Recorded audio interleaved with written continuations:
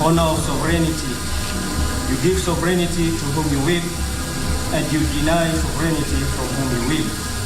And you give provision to whom you will without account. As we mark this auspicious occasion, dear Lord, we pray that you protect and bless our beloved President of the Republic of Kenya and Commander-in-Chief of the Kenya Defense Forces and his entire family. Bless our commanders at all levels and shower them with wisdom as they continue serving you. Bless the KDF personnel and grant them security and safety in whatever terrain they pass through in their maneuvers, safety in takeoffs and landings, wherever they fly, safe winds and calm seas in all their voyages. O Allah, without your blessing, we would not have been able to achieve the plans we had for this ministry. Bestow your grace, divine wisdom, courage, and patience to all the staff. Adorn them with integrity, professionalism, excellence, and team spirit so that they may achieve the goals intended. We beseech you to accept our prayers. We pray all this in your beautiful name. Amen. Your Excellency, we move forward now and bring the shipyard.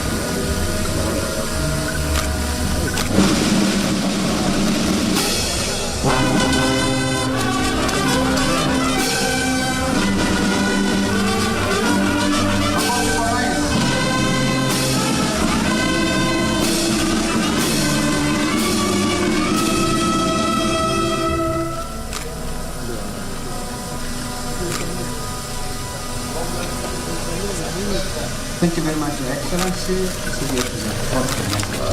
Welcome to the Kisumu Shipyard.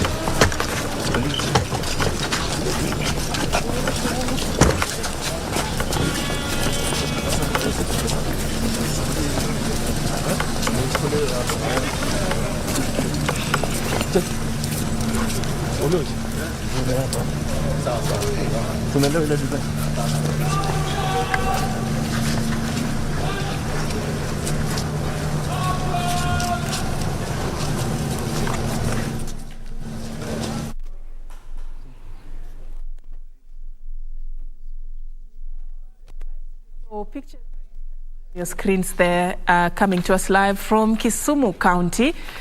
This is the President Uhuru Kenyatta presiding over the commissioning of the Kisumu Shipyard Limited. He has already arrived at the venue. He is expected to also be commissioning the floating of the MV Uhuru 2 at this particular event.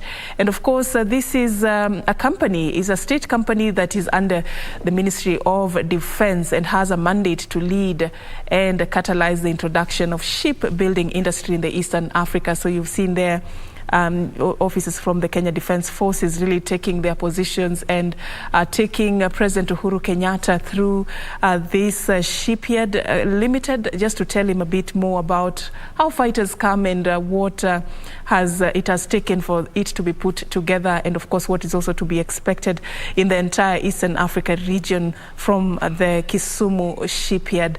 So you can see there President Uhuru Kenyatta being taken around, and I just want to hand you over to my colleague Beatrice Getonyeng-Etich, who is on the ground for us to get more details about what is going on. Has received a request to build ship for Tanzania, Uganda, and even private sector. A total of 17 ships will be made here, and these are requests that have been made by February 2022. This shipyard, together with the ship that is being commissioned today, has been made under the watch of Kenya Navy engineers and Damen Company from Netherlands. This ship has a capability of carrying 22 wagons and estimated capacity of 2 million liters of crude oil. This oil will be transported to Uganda, Tanzania, and other countries in this region. Over 200 locals in this region have got jobs at this shipyard. And and it has opened a lot of job opportunities for young people in this region. MV Uhuru 2 will contribute a lot in the growth of the blue economy in this region, and water transport will also be made more effective in terms of transporting crude oil products going forward. So President Uhuru Kenyatta will be here to launch this ship that indeed is a moment that Kenyans should be proud of, because this is the first ship to ever be made in this country, considering that MV Uhuru 1 was made in 1901 by British, and it was run by British colony, transporting human and cargo, mainly petroleum products, to the neighboring countries then. And this vessel, this Uhuru 1, it actually stopped its operations after some time because once the British left the country, it was left without skilled personnel to run it, or even people with technical know-how on how to maintain it. And this made the country to ship it to other countries, mainly Netherlands, for maintenance, and it was quite expensive for the country. In 2019, President Uhuru Kenyatta called on Kenya Navy to revamp it and to maintain it, and the same year it started its operations. Since then, since 2019, MV Uhuru 1 has been transporting crude oil to Uganda, Tanzania, and other countries around this region. And due to the increased demand of transporting oil products to the neighboring countries, there was need for construction of another ship, and President Uhuru Kenyatta in 2021 last year commissioned the construction of MV Uhuru 2, which he will be commissioning today. And this is indeed a moment, a proud moment for the country, considering that this ship will boost transportation of oil through water, since it has a capability of carrying 22 wagons and estimated capacity of 2 million liters of crude oil. So President Uhuru Kenyatta will be taken round to see how much work has already been done, and he will be commissioning the flotation of this ship that will start its operations in the next two months as from now. This shipyard will be used to build ships, boats, and tugs, and it will serve the countries surrounding Lake Victoria. And like I said before, it has already started receiving orders for ships from both Tanzania and Uganda, and also from private sector. So President Uhuru Kenyatta has already entered to sign the guest book, and he will be coming out shortly, where he will be taken round to see how the construction of MV Uhuru 2 has been done. And after that, he will be commissioning the flotation and proceed to also commission the shipyard that will be used to build ships, maintaining of maritime vessels. And this is indeed a great moment for the country, and especially the lake region, because through here young people will get jobs. As you can see, NMS boss Mohammed Badi is already here. Yes, feel welcome wherever you are. And I would like to take you back inside so that I take you back to the studio, and we'll be coming back here to see what is indeed gonna unfold. back to studio. All right, thank you so much, Beatrice Gatonye-Ngetich there reporting live from Kisumu County. What you're seeing is an event that is currently underway. President Uhuru Kenyatta commissioning the Kisumu Shipyard, and is also going to be officially commissioning the floating of MV Uhuru 2. Gatonye there taking us through the history of this and how it came about. And of course, we'll be crossing over back to Kisumu County in just a bit to get to understand how even it looks from the inside, the MV Uhuru 2, which is the first ship to be made in the country. And I just want us to just continue with what we were discussing in studio as we wait to go back to Kisumu County. In studio, we were talking about the judiciary's preparedness for elections, for the 2022 elections, and also we've talked a lot about the succession laws in the country. I've been engaging Honorable Judy Omange, a registrar at the High Court of Kenya. And just about now, as we are about to wrap up this conversation, I just want you to take us through the ongoing service week, the why and the reception so far. What are you, how are people receiving it? And of course, just when is it expected to end, and your anticipation on the same? Yes, thank you very much, Safin. The service week started yesterday across the country in all our court stations, which had succession matters which needed to be concluded. And there were three main elements to the succession week. One was just information about succession matters, which remain some of our most, the matters which touch everybody most in terms of the cases we do, apart from, of course, the other family matters. So there are help desks in each court station, and we were seeing a lot of feedback from our stations on the ground. People visiting those help desks to get information, which is very important.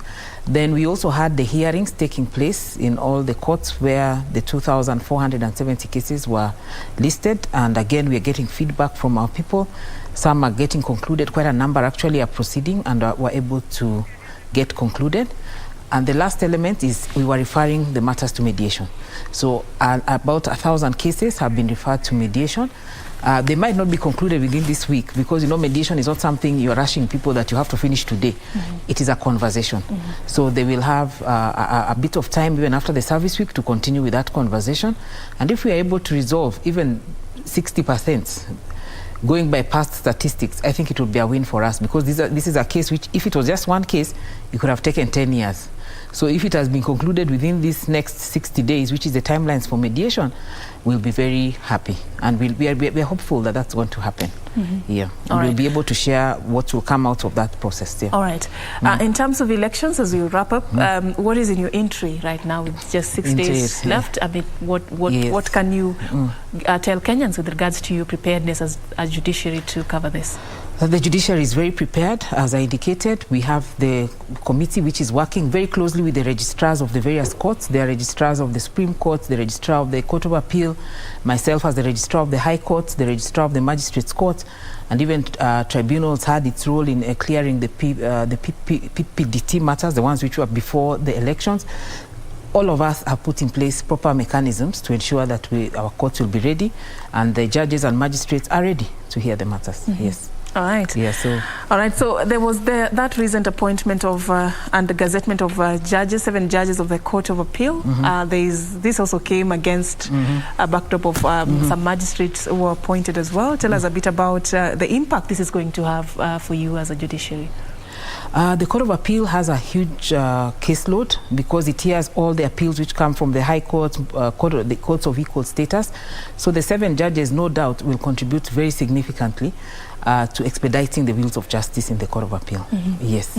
Yeah. Earlier, you were talking to me about what you think are the fundamental contributors to the backlog of cases. If you are to address this issue in the future, what causes are we looking at? The causes, like I said, information.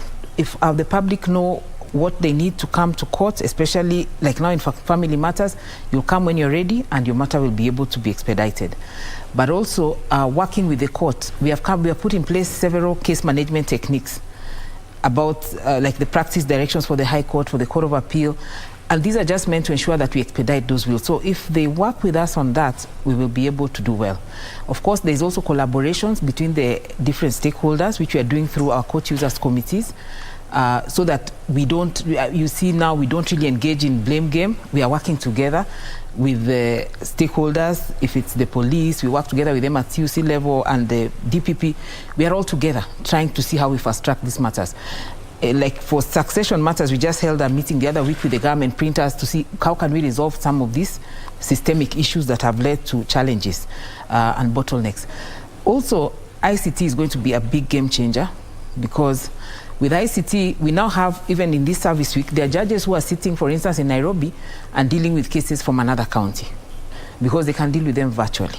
And you see this expedites justice, because he doesn't have to travel there. He can be handling Nairobi cost list, but also handling some matters from another county. So we are looking at all those approaches, just improving the way we do the work we do, just learning from each other in terms of best practices, celebrating courts which do well, and others learning from them, because there are courts which this week I think we'll be celebrating. Some of the Honorable Chief Justice will be giving information about some of the courts which have done well, and these courts, the best practices are shared across the board. Yeah, so it's different things being done just to ensure we expedite the wheels of justice. But we need help from our court users by not digging in. You know, sometimes like family matters, it's because people have dug in. That's why the court is having to make those decisions. But if it was not if it's something which we were open-minded, I think we would really make progress. Yeah. You've talked about ICT, you know, the digitization of operations. Yes. How much has gone into putting this, and how has it changed how things are done at the judiciary? Oh, I tell you, it's a game changer. Let me just give you one example. Court fees. We had a lot of money being lost through court fees. Through the digitization of the court fees schedule, the judiciary has gained revenue by 40%. And that is without increasing the court fees. All that was done was to standardize it and harmonize it, and we increased revenue by 40%. The issues of cases being heard, we now have a lawyer who has a matter in Mombasa can deal with it virtually and also handle Nairobi.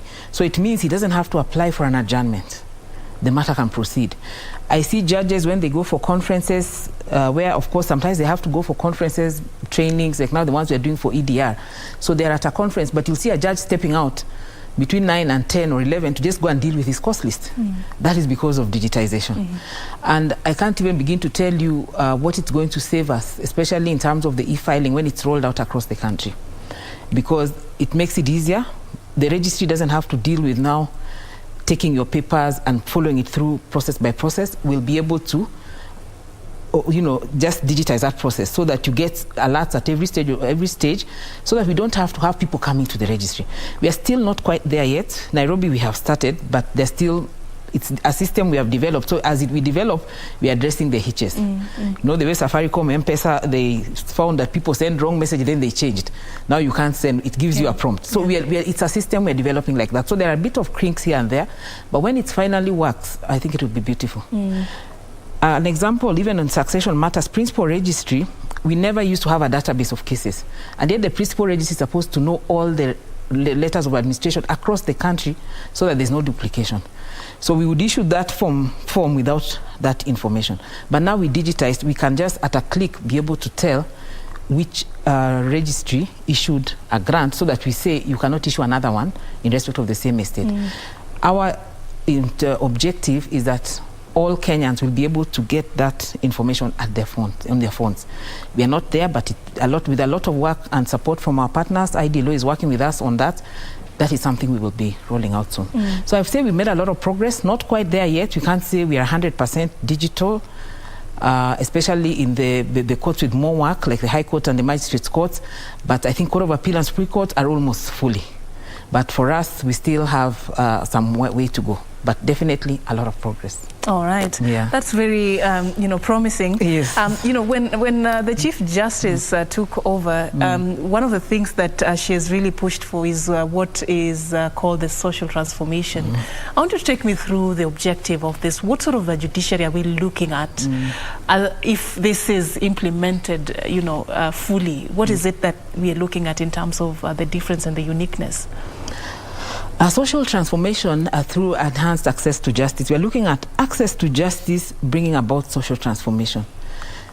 I can put it in a way that all Kenyans can relate to. Yes. You know, because we didn't trust the courts, we fought at some point, you know? Yeah. So if now people can go to the court to resolve disputes, that is social transformation, isn't it? But we're looking at it even in terms of Kenyans, I mean, in a personal capacity, like now with the succession matters. If you can get access to your father's inheritance or your spouse's inheritance, it means the 5 million which would be locked in a bank, you can use it to transact. Social transformation, isn't it? Children who would have been destitute, their issues are dealt with. So the pillars the Chief Justice is looking at, this issue of social transformation is having, first of all, access for vulnerable groups. We are very big on that in terms of children, vulnerable groups. There's least taxation is about vulnerable groups because the people who are left usually are vulnerable. Yeah, true. Isn't it? They're vulnerable. Yeah. And in our setup, sometimes it's real vulnerability. So that is one of the pillars what we have there. We also have people-centered access to justice. The justice should speak to the people's needs. Another thing we're looking at under that blueprint of the STARGE, as we call it, is just opening many doorways to the courts. We've seen ADR through mediation, but there's also alternative justice systems, which is a different one. And there's also, we are looking even at arbitration. You know, there are many doors that one can access court apart from the hearings, and we are opening up all of them. Another thing that is there is the issue of having an inspired team of judicial officers that can work.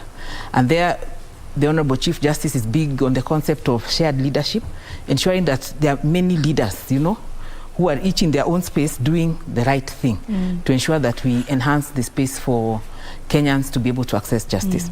So those are just some of the things we can look forward to. It's yet to be formally launched, but there's the blueprint, the skeleton, but more details will be coming as we go along. As soon as it is launched. Yes. As we're having this conversation, you know, it's coming. There's so many people who feel like, okay, fine, the judiciary is there, and we have our rights to go there and lodge our complaints or whatever we have. But the years it takes for these cases to be determined. Just when I was preparing to come for this conversation, a concern among some of my colleagues was, you know, just go ask her that in the event, you know, for example, a case on the succession matter, we are told we have to wait for, because from my understanding, this case is interconnected with several others. So they are told they can't be given access, the rights to this property, because there are other cases that are tied to this one that have not been determined yet. So this one has been concluded, but we have to wait for the others. These things do not make sense sometimes for a common Kenyan. Just sort of explain it in basic terms, the duration it takes for such cases to be determined. What are some of the things that are considered that one would even just spend almost 20 years waiting for a court decision on a matter? I'll give, I think maybe, I'm trying to understand your question, but it is like now, for instance, let's say your property is decided in the High Court, how it will be determined, isn't it? Yes. And maybe there was a contest after 4 or 5 years, you are determined in the High Court. Then you are now ready to get the fruits of your judgment, but you're saying you can't. And that would be because maybe somebody has filed an appeal in the Court of Appeal. So it has to go through now that other process. And really, because you see, when you have to give people a right to hearing, so there's no way the judiciary can lock them out from pursuing what is their own legal avenue that is available, because the best case scenario is that we solve it in court, because if we don't solve it in court, there'll be murders. You know, people will murder each other out there. So we want to solve it. But that's why, again, now I come back to the issue of mediation. It becomes very important in these family matters, because you'll find that the mediation, because we all own the process, we don't appeal. But when a matter is in court, we've had complaints against judges that they rushed my case, to be honest. They had an interest. Why did they rush my case? Those are complaints we get. So you see, when you're in an adversarial system where the winner takes it all, you see, it's very hard for people to be happy if they have not won. That's true. Isn't it? True. It's very hard, because they're feeling something must have happened. It was expedited, there was a problem. If it is delayed, there's a problem. So you really can't win. That's why, especially in family matters, it's okay if you're dealing with commercial disputes, then it's okay even if people are angry. But in a family setup where you're going back to the same village to live next to each other, we are saying mediation is good, but even if it doesn't work, we will be able to hear your matter. But those are some of the cases where people can now not understand. I have a court order. Why can't I get what I want? Because the High Court decided this happens. But you see, the same Constitution provides that there are legal avenues of appeal. So we must allow litigants to exercise them. Some have even gone up to the Supreme Court. So it's even a worse situation because now you have to wait longer to enjoy the fruits of your judgments. Yeah, but there are also some which are frustrated by litigants. I know, like children matter. Sometimes there were maintenance issues. Someone has taken someone to court. They are sued. The court gives an order, pay this child 50,000 for fees or something, or 5,000. The next day the man resigns. So he says, "No, I don't even have a job. How am I going to meet this payment?" And looking at the cases that touches on probably land, for example, the concern also is how long it takes. Because, for example, somebody is 60 years and they've brought a case to court and they have to wait for 25. Sometimes they could even just pass on waiting for the court to make a decision on this matter. What is it that is looked at in terms of deciding, how long this takes or so? Land matters were previously in the High Court. And in the High Court, they were competing with criminal matters. They are competing with family matters, like now succession. They are competing with civil cases. The ones of anything above 20 million comes to the High Court. They are competing with constitutional interpretations, which sometimes mean literally a matter of life and death if a determination is not made. They are competing with, all those cases. So they were really left behind. But that's why the Constitution provided for the Environment and Land Court. And we have seen significant improvement. The High Court now, judges have a caseload each of 1,500. Each judge. Before a new case is filed, they have 1,500. And even if a judge was to clear a case every day, it means they'll only clear 360 by the end of the year. So we are seeing there's already a problem. But now in the land and environment, each judge there has a caseload of 300 and some 350, I think. Yeah, 350. So you see, there's a breath of fresh air. At least they can have a fighting chance, as opposed to when they were in the High Court, because of the sheer volume of work that was there. So the court has made a lot of progress. A lot of progress. I think they have a case clearance rate of almost 100 and over 100. Case clearance rate meaning the cases they are clearing are more than the cases that are being filed. So I think with time, Kenyans will see the impact of that. It's getting better. We are not there yet. That's that's a message. What you're saying. But it's getting much better. All right. Yes. All right. So thank you so much, for just coming and shedding more light on some of these issues that many Kenyans really had in their mind concerning the succession of property in the country. So as we wind up this, how do you advise Kenyans to take advantage of the ongoing service week? My advice to Kenyans would be that if you have a succession matter that has delayed in courts, you have a challenge which maybe might have slipped through the cracks, please visit the nearest station, get access to the help desk there, register your matter and get assistance. But if you get a chance, if your matter is contested and you're told it's going for mediation, please embrace it. Please don't say, now I filed in court, why am I being told to go for mediation? Please go and give it a try. Many have succeeded. I know you will too. But for the ones which are in court, which are being heard, please come ready to be heard. Come with all your witnesses if necessary. Then the court will dispense of the matters. How much have you done in terms of just making sure this information gets to the common mananchi? Do you have forums? Do you have what is it that the judiciary is doing to sort of create awareness and sensitize members of the public on some of the issues, such as even what we are talking about today? We have, the Honorable Chief Justice has opened the avenues for our stations at station level to deal with the community there.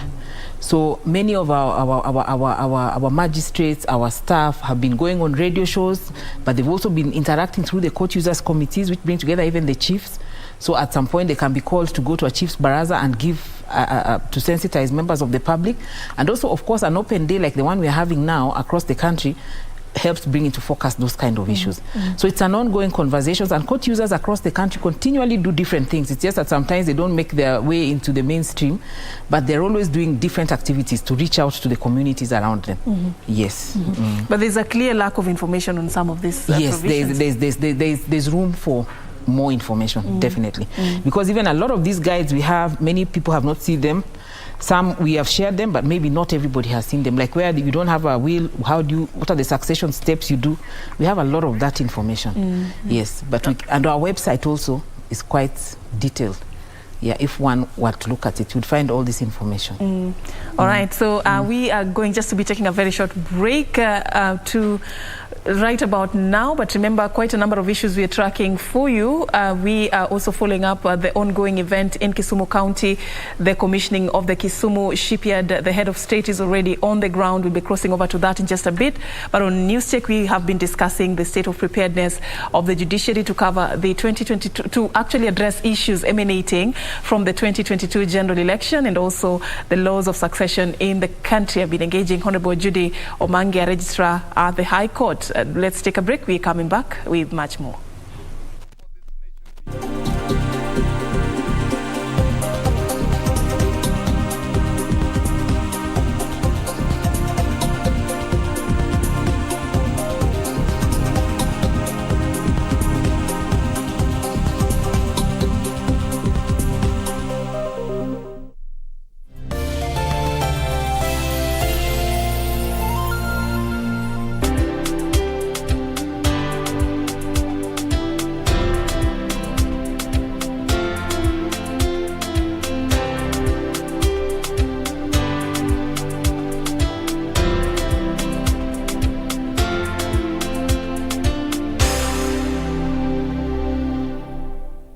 Kupata ulimi na mafikira kama Skiza Tune kwenye simu yako, bonyeza *811 *815 #. Hey, my friend, ulimi ni kama msumari na mafikira ni kama nyundo. Hizo vitu mbili zikishikana, zinaweza jenga ama zinaweza bomoa. Haki na sita tafadhali. Hebu fikiria hiyo kitu nataka kuniambia kabla nishike hii simu. Kama unataka kunibomoa, toa hiyo simu kwa masikio. Unaona hiyo kitu ya red?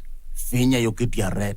Kupata ulimi na mafikira, bonyeza *811 *815 *811 *815 Agenda yetu ni kupunguza gharama ya maisha. He has described himself as a man on a mission. I am a man on a mission. I have no space to retreat, and I don't have the luxury to surrender. As a presidential runner in the 2022 elections, he has repeatedly referred to himself as a hustler. You're the hustler number one. But who is this man? President. William Ruto, through the eyes of the Mwananchi. Kwa miaka 11 Minto FM imekuwa pamoja nanyi ikiwapa burudani na kuwaelimisha.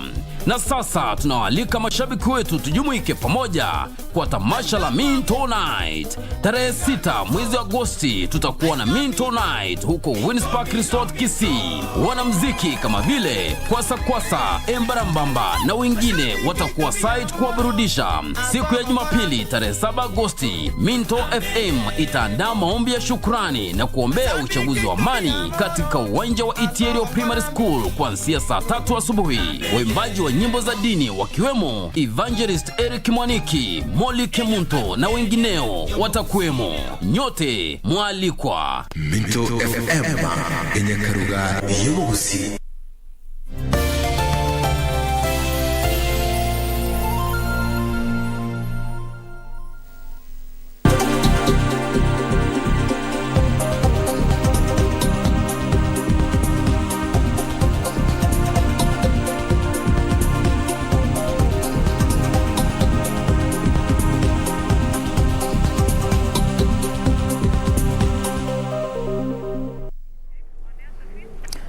All right, welcome back and thank you for staying with us. This is News Check as we discuss issues shaping the news in the country just 6 days to the general election. Talking about that, I want us to just follow up on an ongoing event currently underway at the Bomas of Kenya, the Independent Electoral and Boundaries Commission currently having a special prayer session. Let's just cross over there as they're meeting religious leaders at the venue. A better hand of applause. Thank you, Father Joseph Mutie, Chairman, Interreligious Council of Kenya, for coordinating those prayers and bringing those prayers right at the National Tallying Center at the Bomas of Kenya. Thank you very much. Allow me to welcome Dr. Jennifer Riria, Chairperson of African Women Leadership Network and also Women Mediation Network Kenya. Let's give her a hand of applause.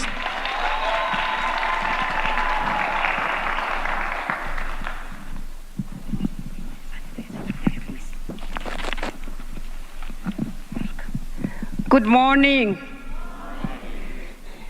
May I begin by recognizing the presence of the clergy and Mr. Chebukati and his team, all protocols observed. This is a very humbling morning. Humbling, I've never been so humbled in my life. To be able to stand here, first of all, in front of the clergy, in front of all of you. It is a humbling morning because mothers are here.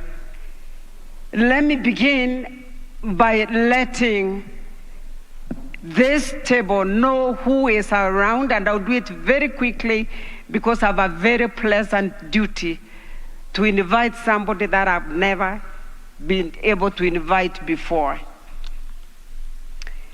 We have with us, and as soon as I mention you, please just wave. We have women mediators, and I'll tell you why I'm asking that to wave. Please wave, women mediators, wherever you are, please wave the Women Mediators Network Kenya. And if you're able to stand, you can even stand. We want to give a special recognition to the women with disabilities headed by Honorable Josephine Sinyo. Where are you? They're over there, and Honorable Josephine Sinyo is right here with us. We also want to recognize young women. You saw her here, led by that young lady you saw speaking here. Where are you? Everybody below 35. Wave your wave.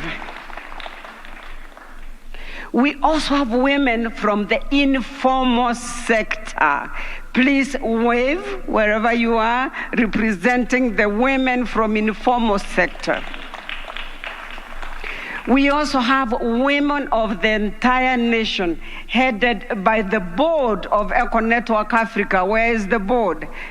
Wave from wherever you are. And we have our friends with us, the UN, led by Dr. Stephen. He may have stepped out, but they are here. Could you, Rana, you are there? Wave. This proves that this is an intersectoral meeting with women from all areas in this country. We are coming to do something that we don't do very often. To tell our son Chebukati. Can I humbly ask him to stand up so that women can see him? Can I humbly ask you to stand up? This is our son. And we came this morning as women of this Kenya to say, we love you.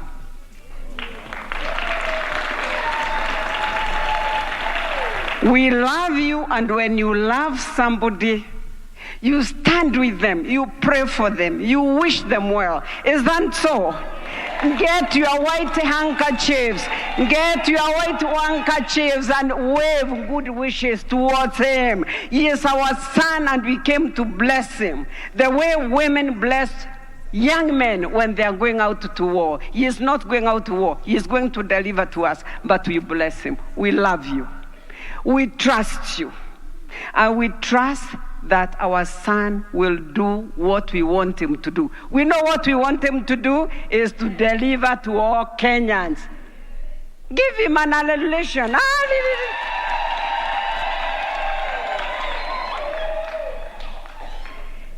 I'm going on to speak 1 minute and I'll stop. When a woman wants the son to succeed, she says, my son. Isn't it? Si mtufanye hivyo. Oh, there's corona, don't do it.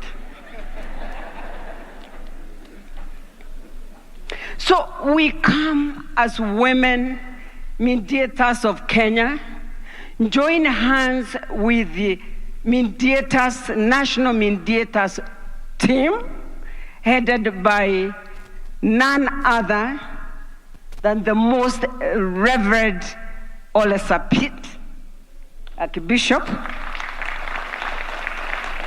and joined by all of you.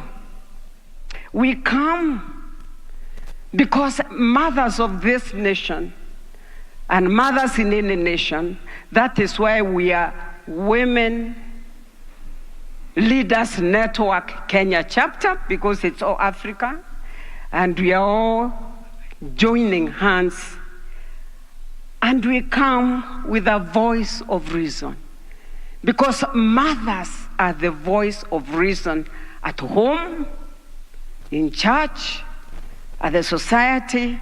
Mothers are the voice of reason. We come. All right, and we'll just be crossing over back to the Bomas of Kenya later. Dr. Jennifer Iria there speaking, the CEO of eConnect Africa, also representing the Women Mediators Network of Kenya this morning at a meeting with the Independent Electoral and Boundaries Commission. And right about now, we are also just taking you to Kisumu County. You can see there President Uhuru Kenyatta being taken through the MV Uhuru 2 that he is commissioning this morning as part of the programs he has lined up for the day, which is also the commissioning of the Kisumu Shipyard. Let's cross over to Kisumu County.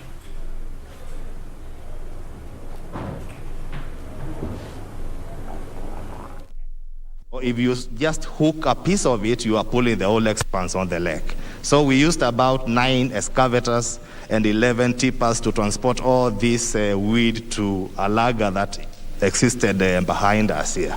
So this process took us about 2 months to clear the lake, to resemble what you are seeing here, Your Excellency. And then when we came over in May, this is what was the shipyard. Yes, sir. So we commenced digging the ground for compacting and casting the concrete blocks. This was early 2021 in March. And we continued that with also rectification of the dry docking facility. And in May 21st, we completed the first portion of the casting of the concrete block. And this is where we held our first launching of the Kisumu Shipyards activities. Sir, on 31st of May 2021, you came over and we launched the construction of MV Uhuru 2. And this construction was commenced by laying of the queue. Just like in construction of houses where you have the foundation, the block laying, this is what is done in shipbuilding industry. So we lay the queue and you gave powers to our MD to continue with the operations of the shipyards. Then we commenced the construction.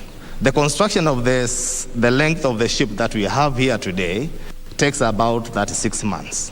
Simply because you have, first of all, to complete your designs, because your final design is what dictates all the other phases that follows.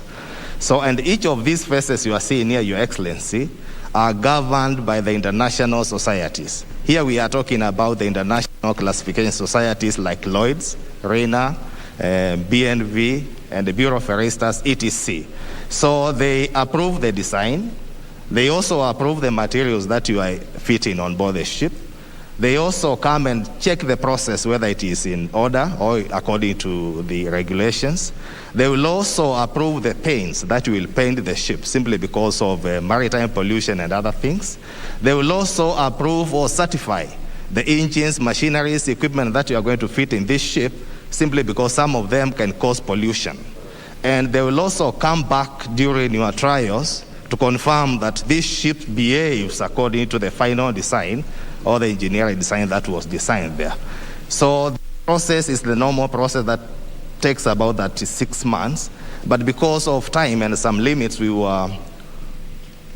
devised a way to reduce that time.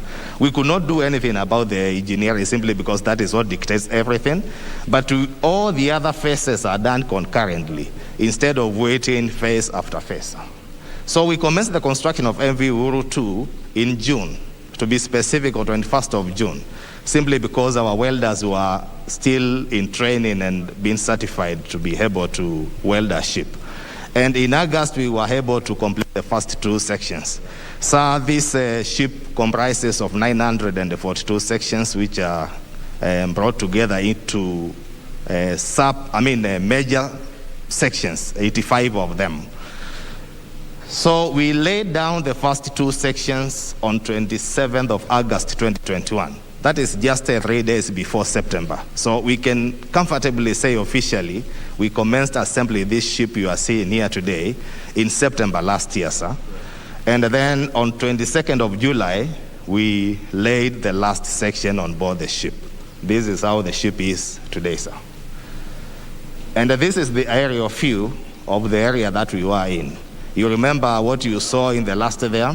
We had the lake water was almost 50 meters away from here. So we had to reclaim this area and extend the shipbuilding area, simply because we wanted to reduce that time of construction.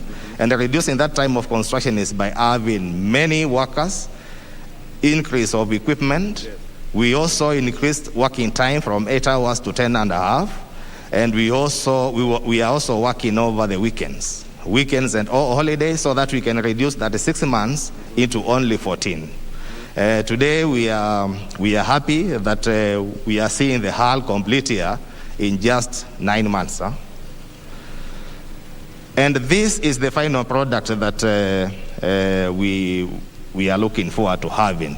So today the ship is not painted for many reasons. A ship has 3 major occasions. Just like construction of a house, where you have the foundation laying and the housewarming. For a ship, you have the keel laying, which is like foundation. And because you've now completed the hull like this one, you like to confirm whether the integrity of that hull is as expected.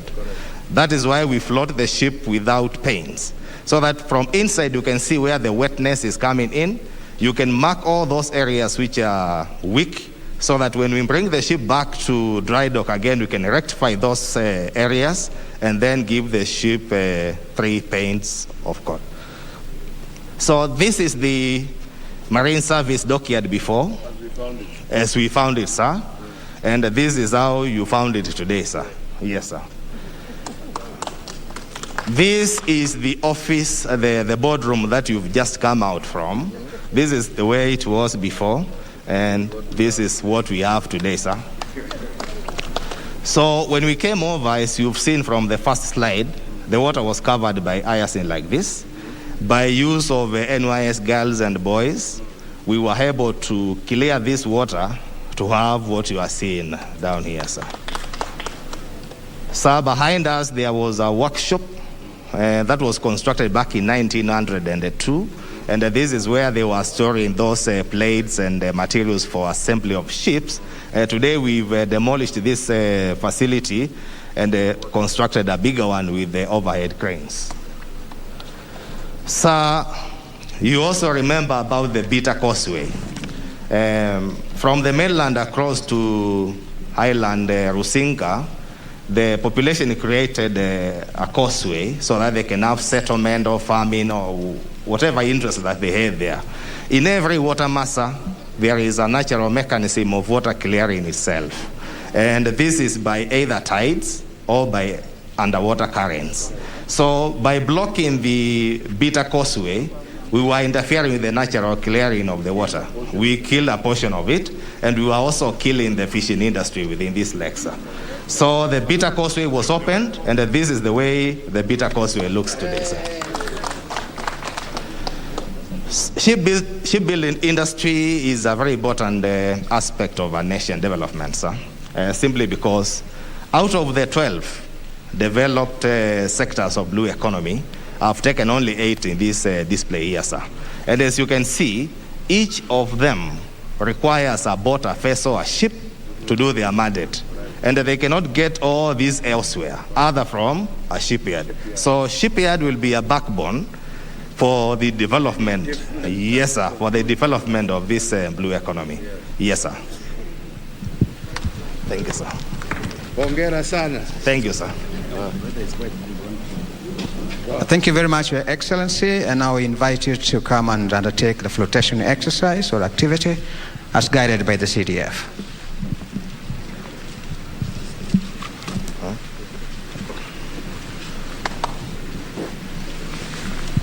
So, Your Excellency, sir, I'll be taking you around the shipyard facility so that we can see how far we've gone. So, because this is an occasion for the flotation of the ship, sir, which is the second important occasion before commissioning of the ship after completion and all trials have been ascertained, correct? So, we float the ship in order to see whether the weld's integrity is as designed or as required. And that is why now, today, the ship is coming into contact with water for the first time. For the first time? Yes, sir, for the first time. So we would like to have the water, the boats floating on the water for at least a day or two, so that the engineers can mark all those areas that, if any, that we can rectify before we give the ship several coats of paint. Good. Yes, sir. So we have about 4 methods of flotation. So if, for example, the ship has been constructed in a dry dock or in a floating dock, we only open the water to get and fill in the cavity where the ship is sitting on, so that the ship can float. If we are building the ship on slipways or on the ground with the gradient to roll down the ship into water, then we talk about the lodging. So interchangeably we use lodging and flotation, depending on the mode of construction, sir. Your Excellency, sir, welcome.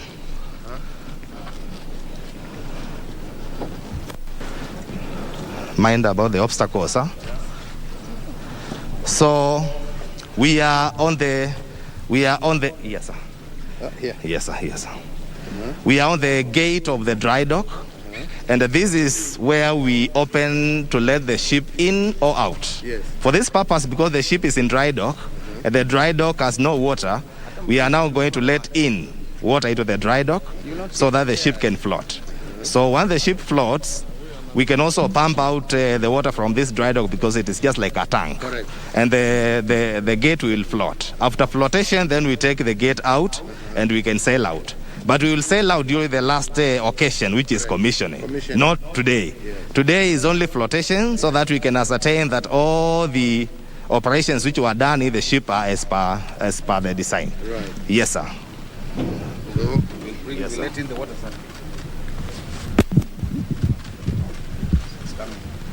Yes, sir. We continue.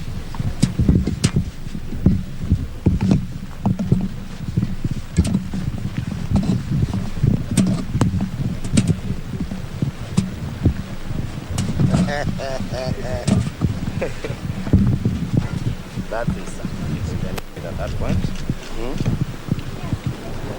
Thank you so much, Your Excellency. Applause from the people.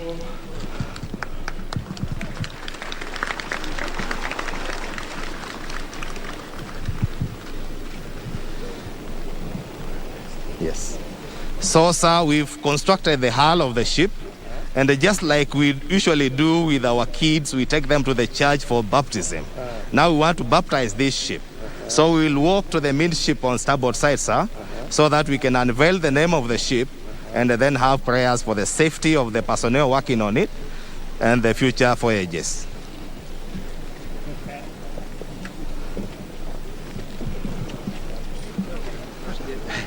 Yes. First vessel in 100 years. 118. 100 Your Excellency, every ship must have a name. Yes, sir. 118 years. And the next activity there for Your Excellency is to give the ship its name. 118 years. 118 years, sir. With the facilities that we do not have any something we can show that over surgery we have this. But every journey commences with a step, sir. So this is an important occasion for the nation and a milestone for the nation in shipbuilding industry.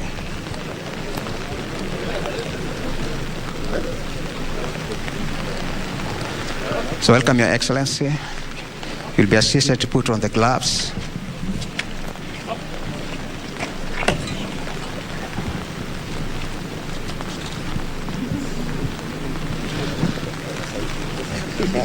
Eh?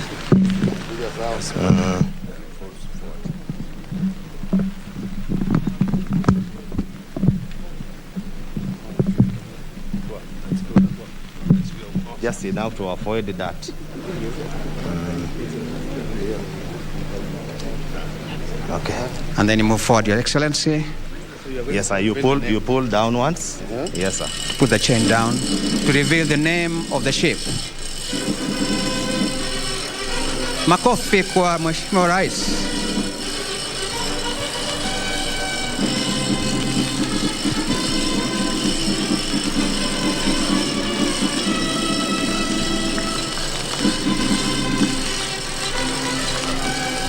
That's enough, sir. Thank you so much, Your Excellency.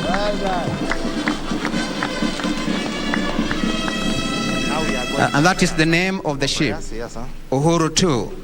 Your Excellency, I request now you move forward. Yes. And it's from there, Your Excellency, for a word of prayer. Let us pray. In the name of the Father, the Son, and the Holy Spirit. Amen. Heavenly Father, you guide all things that they may serve your divine purpose. We thank you for giving us, our Commander-in-Chief, a transformative vision that will change the lives of our beloved citizens and humanity at large. You are the beginning and the source of everything that is good. We pray that you may grant fruitfulness and transformative effects to the vessel being offloaded today. We ask your presence to be felt in this installation and the vessel being floated, so that day by day our personnel charged with the duty of serving here may patiently endure and overcome the challenges that they may come their way. We ask you to impart upon them the spirit of enthusiasm, discipline, diligence, cooperation, and hard work. Grant that the voyage it will make may serve your divine purpose, and may its users,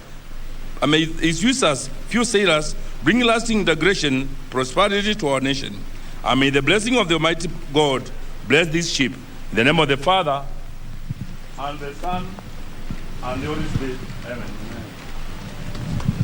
Thank you very much, Your Excellency. You may move forward 2 steps and then ring the bell. Your Excellency, sir, we have naval traditions.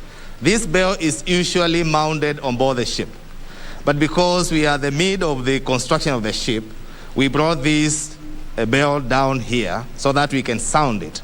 So on board the ships or in naval operations, we have different modes of communication by use of sounds, lights, and the visuals.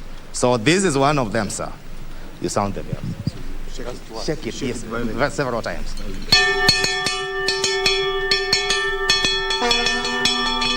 Thank you so much, Your Excellency. And then also the ship.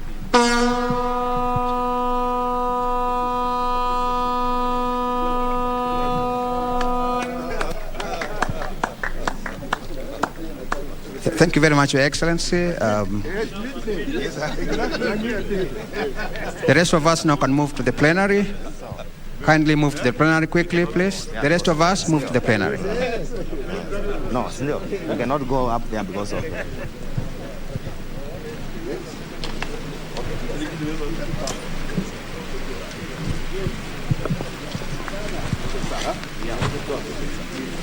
You want to move this way?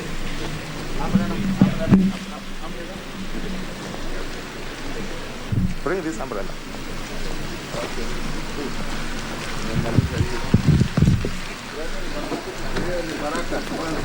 So we go this way so that we can see. Shika hiyo.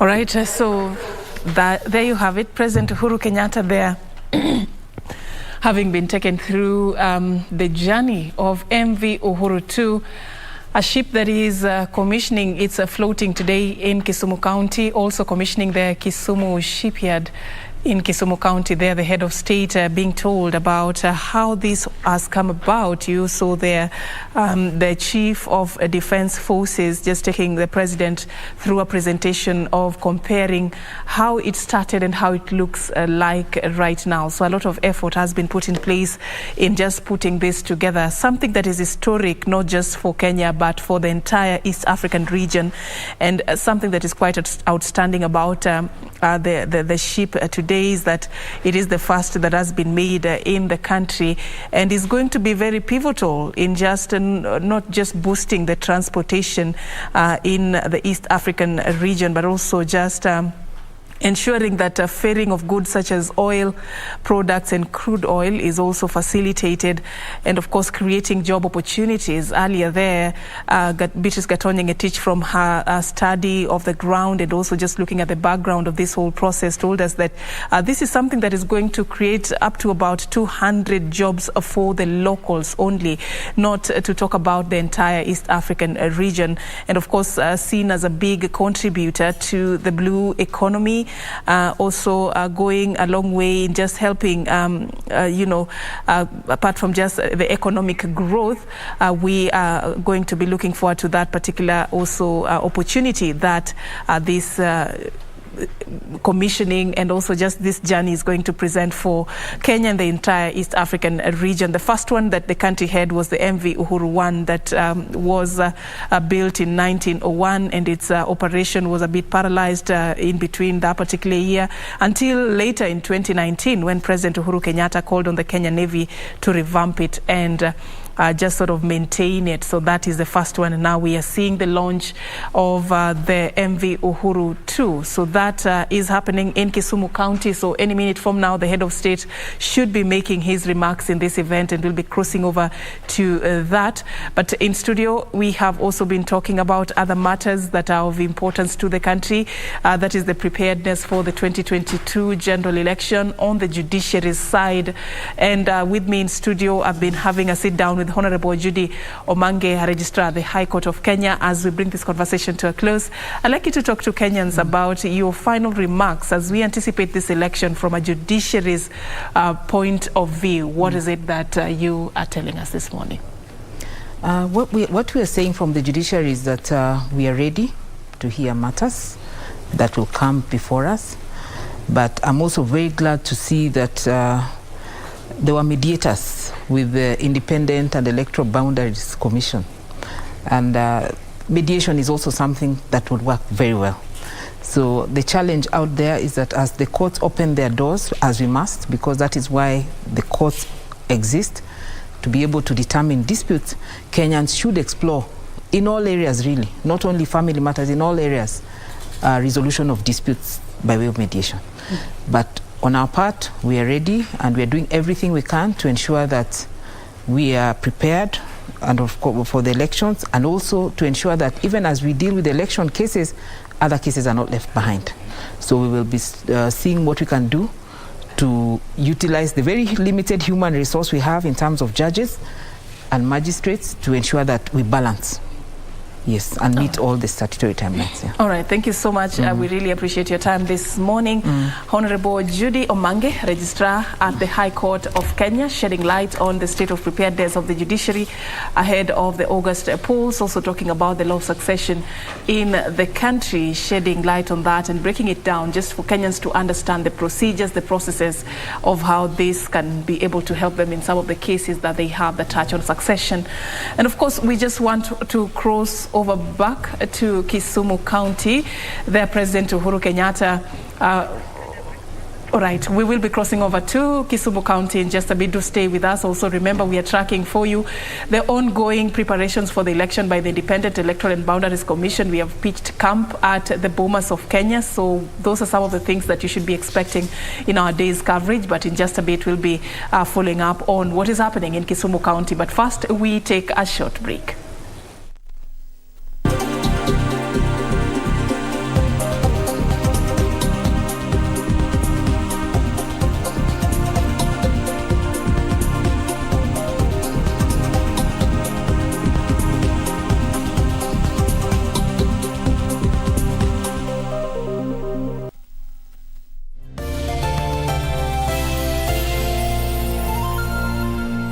The 2022 Commonwealth Games will be hosted in Birmingham, United Kingdom from the 28th of July through the 8th of August 2022. Team Kenya is set to make its 17th appearance at the Games. Kenya will contest for medals in several disciplines, among them athletics, boxing, hockey, rugby, weightlifting, wheelchair basketball and para-sports, among others. Watch the Games live on KBC Channel 1. KBC Channel 1, your true sports partner.